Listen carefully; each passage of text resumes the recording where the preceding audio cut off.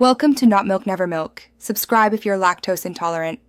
You start by placing the clip on the timeline and moving to the color workspace. This gives you direct access to Lumetri controls. Once the clip is selected, check exposure and white balance so desaturation behaves predictably. If highlights are blown, colors collapse oddly. Make sure playback is set to full resolution only if your system can handle it. Otherwise, use 1/2 for smoother scrubbing. Now, open the Basic Correction and Creative sections.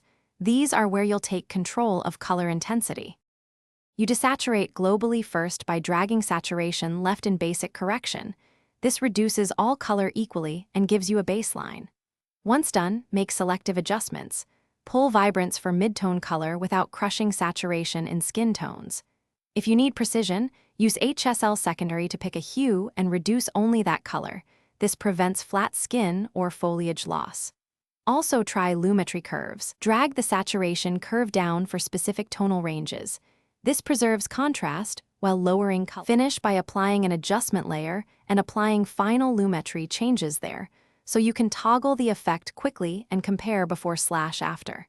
You should check the waveform and vector scope to ensure neutral grays and proper luminance. If skin tones drift, use HSL secondary to nudge them back. If you see banding after heavy desaturation, add a tiny amount of noise or raise saturation slightly. This reduces posterization without undoing the stylistic look. Export a short test clip to verify. Thanks for watching. If this was helpful, leave a like and consider subscribing. See you next time.